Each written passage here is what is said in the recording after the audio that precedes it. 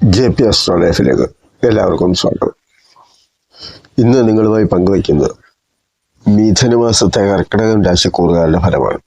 കർക്കിടകം രാശിക്കൂറുകാരെന്ന് പറയുമ്പോൾ പുണർദത്തിൻ്റെ 4-ാം പാദം, പൂയം, ആയില്യം എന്നീ നക്ഷത്രക്കാരുടെ മിഥുനമാസത്തെ ഫലം, അതായത് ജൂൺ 15 മുതൽ ജൂലൈ 16 വരെയുള്ള സമയത്തെ ഗുണദോഷ ഫലങ്ങളാണ് പറയുന്നത്.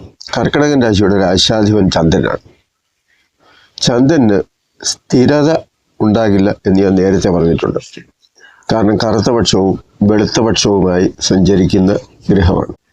പൗർണമി ചന്ദ്രനെ പോലെ തിളങ്ങി നിൽക്കാനും അതുപോലെ അമാവാസിയായി മറഞ്ഞിരിക്കാനും ചന്ദ്രന് സാധിക്കും. കർക്കിടകൻ രാശിക്കാർക്ക് 2-ാം ഭാവാധിപനായ സൂര്യൻ 12-ാം ഭാവത്തിൽ നിൽക്കുന്നത് സാമ്പത്തികമായി അത്ര നല്ല ഒരു കാര്യമായിട്ട് നമുക്ക് പറയാൻ പറ്റില്ല. 5-ാം ഭാവാധിപനായ ചൊവ്വ കർമാധിപത്യം വഹിച്ച് 2-ൽ നിൽക്കുന്നതും മനസ്സിൽ വാശി തീർക്കുന്നത് പോലെ തോന്നുന്ന രീതിയിലുള്ള ചില പ്രവർത്തികളൊക്കെ ഉണ്ടാകാം. സംസാരത്തിൽ ദേഷ്യവും കോപവും ഒക്കെ വരാം. കഠിനമായ ചില ശാപവാക്കുകളൊക്കെ പറയാം. സാമ്പത്തിക പ്രശ്നം, കുടുംബ പ്രശ്നം, ഇങ്ങനെയൊക്കെയുള്ള പല കാര്യങ്ങളും അവരുടെ മനസ്സിനെ ബാധിക്കുന്നുണ്ടാകാം. അതുപോലെ ഭൂമി സംബന്ധമായ ഏതെങ്കിലുമൊക്കെ വിഷയങ്ങൾ, സ്വത്ത് തർക്കം, അങ്ങനെയൊക്കെ ചില സംഭവങ്ങളും ഉണ്ടാകാനുള്ള സാധ്യതയുണ്ട്. ചിങ്ങത്തിലെ ചൊവ്വ ഭൂമി കാണിച്ച് ലോൺ എടുക്കുക, ഏതെങ്കിലും വിധത്തിൽ ഭൂമിക്ക് സാമ്പത്തിക ബാധ്യത വരിക. അതുപോലെ തന്നെ ചൊവ്വ സഹോദരകാരകനാണ്. സഹോദരങ്ങളുമായിട്ടുള്ള കാര്യത്തിലുള്ള സാമ്പത്തിക ചിലവോ ഭിന്നതയോ മറ്റു കാര്യങ്ങളോ അങ്ങനെയൊക്കെയുള്ള കാര്യങ്ങൾ, ഇതെല്ലാം കർമ്മസ്ഥാനത്ത് ശുക്രൻ നിൽക്കുന്നതും, അതായത് മേടൻ രാശിയിൽ ശുക്രൻ സഞ്ചരിക്കുന്നതും കലഹസൂചനയായിട്ടൊക്കെ പറയുന്നുണ്ട്. 4-ാം ഭാവാധിപനായ ശുക്രനാണ് മേടത്തിൽ സഞ്ചരിക്കുന്നത്. അപ്പം 4-ാം ഭാവം എന്ന് പറയുമ്പോൾ മാതാവ്, വീട്, വാഹനം, ഇങ്ങനെയൊക്കെയുള്ള കാര്യങ്ങളാണല്ലോ.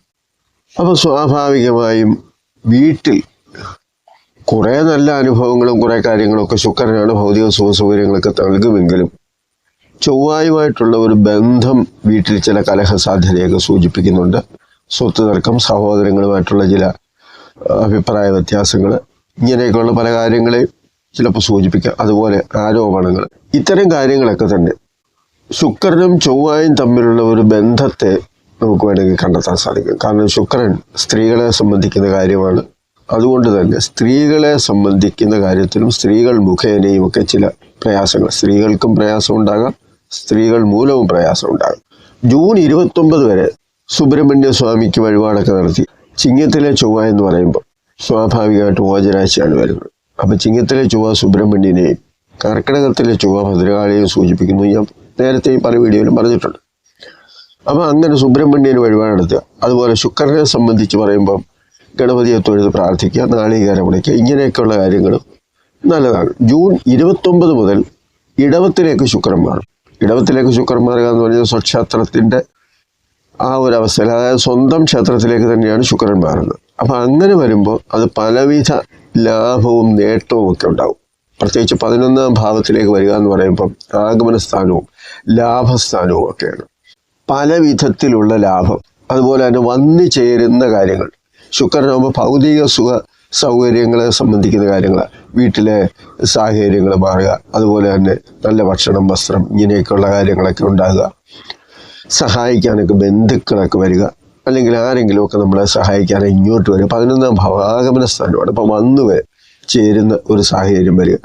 ഇതെല്ലാം തന്നെ സ്വക്ഷേത്രത്തിലെ ശുക്രനായതുകൊണ്ട് തന്നെ പല ഗുണങ്ങളും നമുക്ക് ലഭിക്കും. അതുപോലെ സ്ത്രീകൾ മൂലം പല സഹായങ്ങളും നമുക്ക് അപ്രതീക്ഷിതമായിട്ട്, നമ്മൾ പരിചയമുള്ളവരോ പരിചയമില്ലാത്തവരോ ആയാലും കൂടെ നിൽക്കുന്നവരായാലും ആരായാലും ചില സന്ദർഭങ്ങളിൽ അവരിൽ നിന്നൊക്കെ നമുക്ക് പല സഹായങ്ങളും, സ്ത്രീകൾ മൂലം പല സഹായങ്ങളും ലഭിക്കുകയും ചെയ്യും. ധനലാഭം, കാര്യലാഭം, വസ്ത്രലാഭം തുടങ്ങി പല വിധത്തിലുള്ള ലാഭവും ഐശ്വര്യവും മനസ്സിന് സന്തോഷവും സുഖവും ഒക്കെ തോന്നുന്ന അനുഭവം 11-ലെ ശുക്രനുണ്ടാകും. കാരണം അത് വളരെ മെച്ചപ്പെട്ട ഒരു ഭാവത്തിൽ തന്നെയാണ്. പ്രത്യേകിച്ച് സന്താനങ്ങളുമായിട്ട് ചില അഭിപ്രായ വ്യത്യാസങ്ങളൊക്കെ ഉണ്ടാകാനുള്ള സാധ്യതയും സൂചിപ്പിക്കുന്നുണ്ട്. രാഹുകേതുക്കളുടെ രാശിമാറ്റം വലിയ ഗുണമൊന്നും പ്രതീക്ഷിക്കേണ്ട. അഷ്ടമത്തിലെ രാഹു എന്ന് പറയുമ്പോൾ ആരോഗ്യ പ്രശ്നങ്ങളും ഉണ്ടാക്കാം. അതുപോലെ സ്ത്രീകൾക്ക് ദാമ്പത്യ പ്രശ്നങ്ങളും വരാം. കാരണം അഷ്ടമം സ്ത്രീകളെ സംബന്ധിച്ചിടത്തോളം അവരുടെ മംഗല്യസ്ഥാനം എന്ന് പറയുന്നുണ്ട്. അതായത് ദാമ്പത്യ ജീവിതത്തിലെ ഭർത്താവുമൊത്തുള്ള സന്തോഷകരമായ ജീവിതം, അതാണല്ലോ മംഗല്യസ്ഥാനം എന്ന് പറയുന്നത്. അതുപോലെ തന്നെ പുരുഷന്മാരെ സംബന്ധിച്ചാണെങ്കിൽ അഷ്ടമം ആയുർ സ്ഥാനമാണ്, ആരോഗ്യത്തിൻ്റെയും ആയുസിൻ്റെയും ഒക്കെ സ്ഥാനമായിട്ടും പറയും. അപ്പം അങ്ങനെ ഈ അഷ്ടമത്തിലെ രാഹു സാധാരണഗതിയിൽ ഒരു നല്ല ഫലം നൽകത്തില്ല.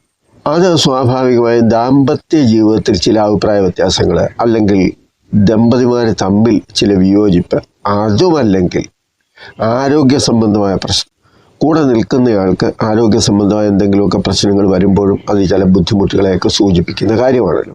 വ്യാഴം ഇവിടെ ഒരു മെച്ചം എന്താണെന്ന് ചോദിച്ചാൽ, വ്യാഴം 12ാം ഭാവത്തിലാണ് നിൽക്കുന്നത്. 12ാം ഭാവം എന്ന് പറയുമ്പോൾ നാശസ്ഥാനം എന്നാണല്ലോ സാധാരണ സൂചിപ്പിക്കുന്നത്. അപ്പോൾ 12ാം ഭാവത്തിൽ മിഥുനത്തിൽ നിൽക്കുന്ന വ്യാഴത്തിന് 5, 7, 9 എന്നീ ഭാവങ്ങളിലേക്ക്, അതായത് അത് നിൽക്കുന്ന രാശിയിൽ നിന്ന് 5ലും 7ലും 9ലും പൂർണ്ണദൃഷ്ടി വരും. അപ്പോൾ അങ്ങനെ വരുമ്പോൾ വ്യാഴം നിൽക്കുന്ന രാശിയുടെ 9ാം ഭാവത്തിലാണ് ഈ രാഹു നിൽക്കുന്നത്, കുംഭത്തിൽ.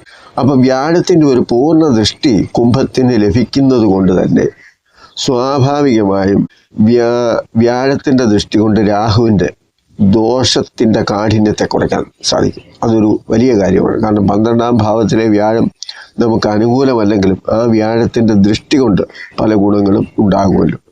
പിന്നെ മറ്റൊരു കാര്യമെന്ന് പറഞ്ഞാൽ, ചൊവ്വായും രാഹുവും, അല്ലെങ്കിൽ രാഹു കേതുക്കളോട് ചേർന്ന്, കേതുവിനോട് ചേർന്ന് ചൊവ്വ നിൽക്കുമ്പോൾ രാഹുവും കേതുവും തമ്മിൽ ഒരു ബന്ധമുണ്ട്. അതുപോലെ തന്നെ രാഹുവും ചൊവ്വയും തമ്മിലും ഒരു ബന്ധമുണ്ട്, പൂർണ്ണദൃഷ്ടി.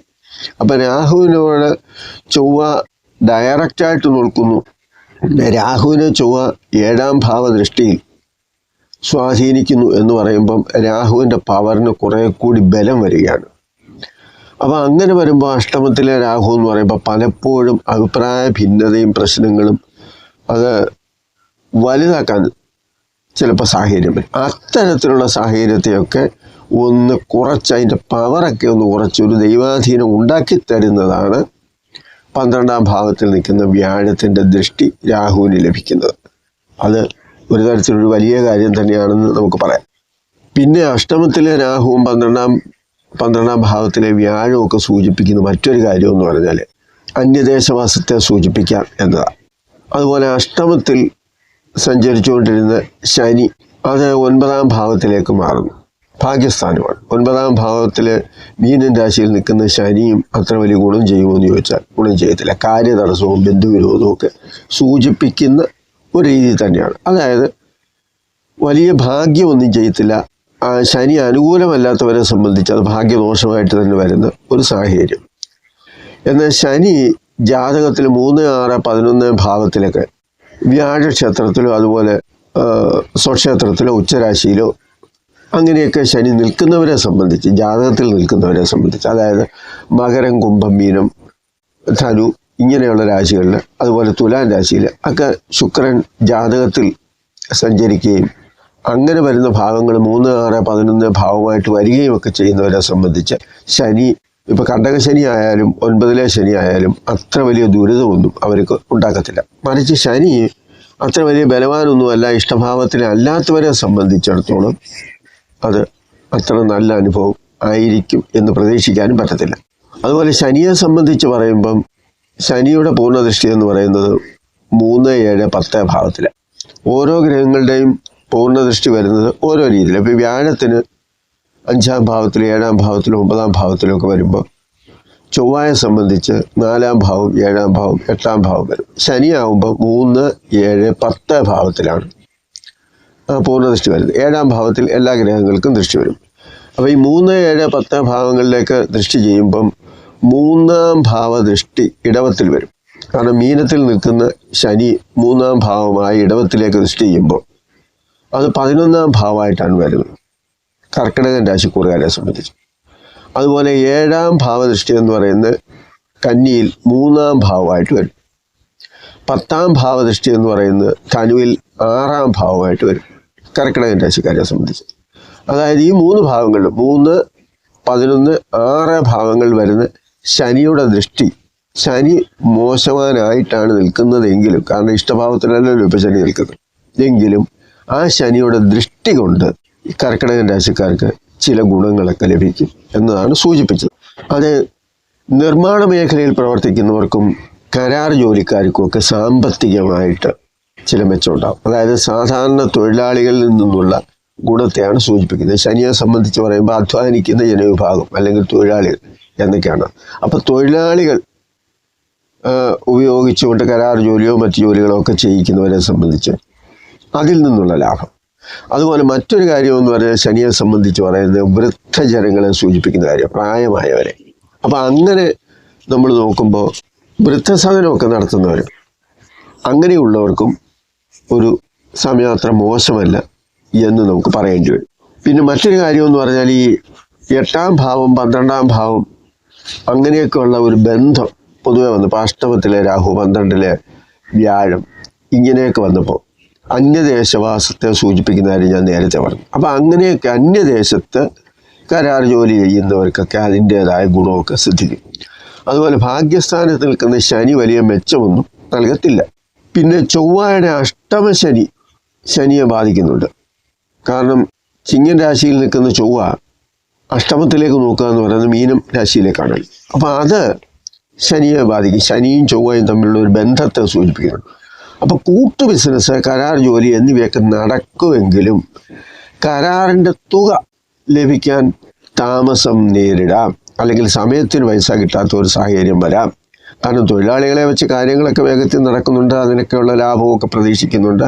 അങ്ങനെയൊക്കെ ഉണ്ടെങ്കിലും ആ ചെയ്ത ജോലിയുടെ കൂലി ലഭിക്കാൻ ഒരു താമസം വരാം, അല്ലെങ്കിൽ മറ്റു ചില എന്തെങ്കിലുമൊക്കെ പ്രശ്നങ്ങൾ വരാം. അതിനെയൊക്കെ സൂചിപ്പിക്കുന്നുണ്ട്. 9ലെ ശനി പിതൃജനങ്ങൾക്കും വൃദ്ധജനങ്ങൾക്കും നല്ല ഒരു കാര്യമായിട്ട് പറയുന്നില്ല. 9ാം ഭാവം എന്ന് പറയുമ്പോൾ സന്താനങ്ങൾ, അതുപോലെ പിതാവ് അല്ലെങ്കിൽ പിതൃസ്ഥാനത്ത് നിൽക്കുന്നവർ, ഇങ്ങനെയൊക്കെയുള്ള കാര്യങ്ങൾ വരുമ്പോൾ അവരുടെ കാര്യത്തിലും അത്ര ഒരു നല്ല ഫലം നമുക്ക് പറയാൻ പറ്റത്തില്ല. പിന്നെ 9ലെ ശനി എന്ന് പറയുമ്പോൾ സ്വാഭാവികമായിട്ട് ഇച്ചിരി അലസതയും മടിയും പല വിധത്തിലുള്ള വിഷമാവസ്ഥയും ഒക്കെ സൂചിപ്പിക്കുന്നുണ്ട്. 5, 9 ഭാവാധിപന്മാർ അനിഷ്ട സ്ഥാനത്ത് വരുന്നത് സന്താന ദുഃഖത്തെയൊക്കെ സൂചിപ്പിക്കും. 5ഉം 9ഉം ഭാവം, 9ാം ഭാവം ഭാഗ്യസ്ഥാനവും പിതൃസ്ഥാനവും ആണെന്ന് പറയുന്നത് പോലെ തന്നെ സന്താന ഭാവത്തെയും സൂചിപ്പിക്കുന്നുണ്ട്. അതുപോലെ 5ാം ഭാവം മനസ്സിനെയും ബുദ്ധിയെയും സൂചിപ്പിക്കുന്നത് പോലെ തന്നെ സന്താനങ്ങളെയും സൂചിപ്പിക്കും. അപ്പോൾ വിദ്യാസംബന്ധമായ കാര്യങ്ങളിൽ ബുധൻ അനുകൂലമായതുകൊണ്ട് ചില ഗുണങ്ങളൊക്കെ ഉണ്ടാകുമെങ്കിലും 5ാം ഭാവം 9ാം ഭാവം ഇത് അത്ര മെച്ചമില്ലാത്തത് കൊണ്ട് തന്നെ സന്താനങ്ങളെ സംബന്ധിക്കുന്ന കാര്യത്തിൽ ഒരു പ്രയാസം നേരിടും.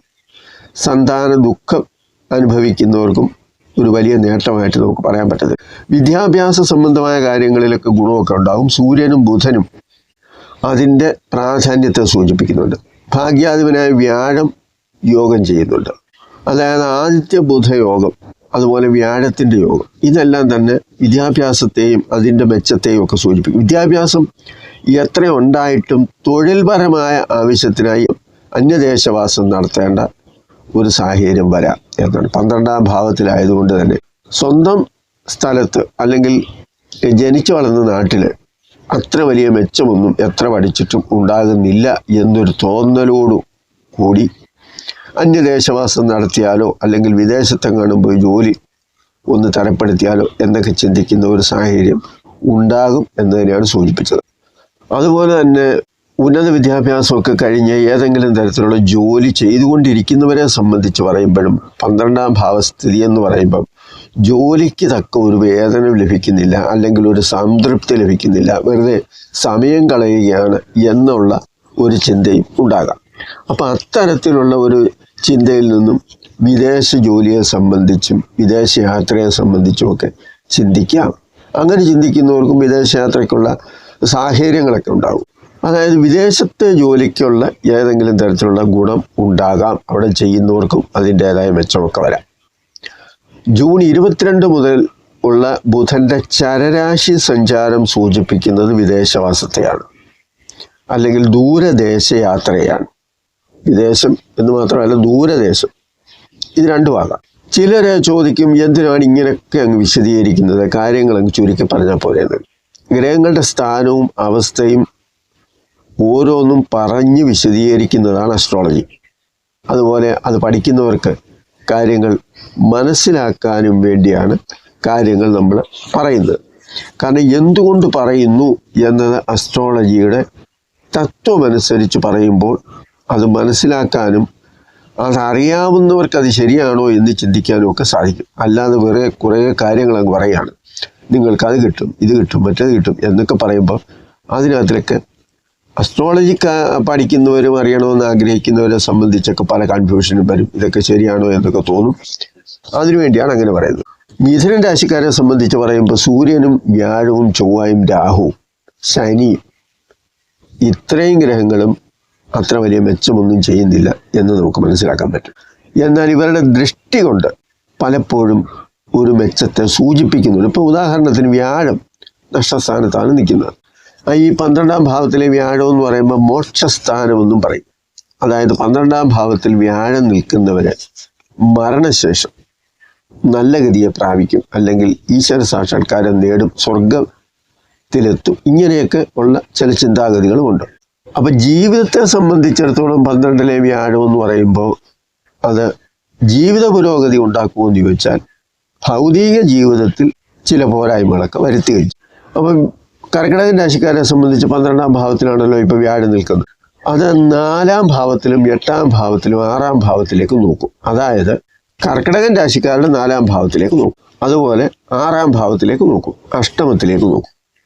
ഈ ഭാവത്തിൻ്റെ ദോഷത്തെ കുറയ്ക്കും എന്നാണ് പറഞ്ഞത്. അപ്പം വ്യാഴം 5ാം ഭാവത്തിലേക്ക് നോക്കുക എന്ന് പറയുമ്പോൾ കർക്കിടകൻ രാശിക്കാരുടെ 4ാം ഭാവത്തിലേക്കുള്ള ദൃഷ്ടിയാണ് വരുന്നത്.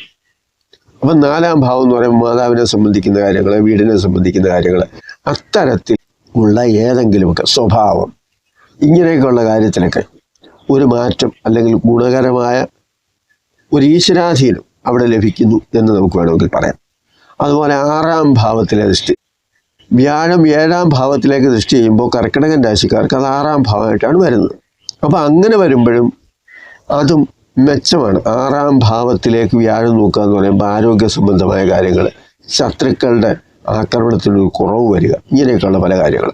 അഷ്ടമത്തിലേക്ക് നോക്കുക എന്ന് പറയുമ്പോഴും ആരോഗ്യത്തിനും ആയുസ്സിനും മംഗല്യത്തിനുമൊക്കെ, ദീർഘമംഗല്യ യോഗത്തിനുമൊക്കെ അതിൻ്റേതായ, അതായത് രണ്ടും കൽപ്പിച്ച് ഇനി ഇയാളോടൊപ്പം ജീവിക്കാൻ അല്ലെങ്കിൽ അവളോടൊപ്പം ജീവിക്കാൻ പറ്റത്തില്ല എന്നൊക്കെ പെട്ടെന്നൊരു ചിന്ത വന്നാലും അത് ഈശ്വരാധീനം കൊണ്ടല്ലേ വ്യാഴത്തിൻ്റെ ദൃഷ്ടി കൊണ്ട് ഒന്നുകൂടെ ഒന്ന് ആലോചിക്കാം, ഒന്ന് നോക്കാം എന്നൊക്കെ വരുന്ന ഒരു കാര്യം. അതിന് ഉദാഹരണം പറഞ്ഞതേ ഉള്ളൂ. അപ്പോൾ അതുപോലെ ശനി കർക്കിടകത്തിൽ അല്ലെ കർക്കിടകൻ രാശിക്കാരെ സംബന്ധിച്ച് പറയുമ്പോൾ 11ാം ഭാവത്തിലും 3ാം ഭാവത്തിലും 6ാം ഭാവത്തിലേക്ക് നോക്കുന്നത് ഇതും ഒരു നല്ല കാര്യമാണ്. വ്യാഴം നിൽക്കുന്ന രാശിയിൽ നിന്ന് 5, 7, 9 ഭാവത്തിലേക്ക് നോക്കുന്നത് പോലെ ശനി 3, 7, 10 ഭാവത്തിലേക്ക് നോക്കും, ചൊവ്വ 4, 7, 8 ഭാവത്തിലേക്കും നോക്കുമല്ലോ. അപ്പം ഇങ്ങനെ സമഗ്രമായി പരിശോധിക്കുമ്പോഴാണ് ഓരോ ഗ്രഹത്തിൻ്റെയും ഗുണവും ദോഷവും നമുക്ക് കൂടുതൽ മനസ്സിലാക്കാൻ പറ്റുന്നത്. അതനുസരിച്ച് തന്നെ ഗ്രഹങ്ങൾക്ക് പറയുന്ന ചില കാരകത്വ സ്വഭാവങ്ങളും കൂടി പരിശോധിക്കുമ്പോൾ നമുക്കതെങ്ങനെയാണ് അനുഭവപ്പെടുന്നത് എന്ന് മനസ്സിലാക്കാൻ സാധിക്കും. അതുപോലെ മറ്റൊരു കാര്യം എന്ന് പറയുന്നത് അഷ്ടമം ആയുർസ്ഥാനമാണെന്ന് പറയും. സ്ത്രീകളെ സംബന്ധിച്ച് പറയുമ്പോൾ ദീർഘമംഗല്യ സ്ഥാനമെന്നും പറയും.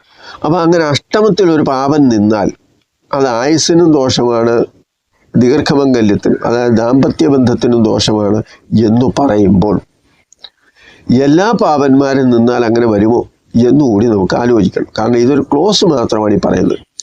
ഇപ്പോൾ മകരം കുംഭൻ രാശിയിലായിട്ട് ശനി നിൽക്കുന്നു എന്ന് വിചാരിക്കുക. അത് മിഥുനം കർക്കിടകം ലഗ്നക്കാരെ സംബന്ധിച്ച് അഷ്ടമഭാവത്തിൽ വരും. കാരണം മിഥുനൻ രാശിക്കാർക്കും അഷ്ടമം വരും, കർക്കിടകൻ രാശിക്കാർക്കും അഷ്ടമം വരും.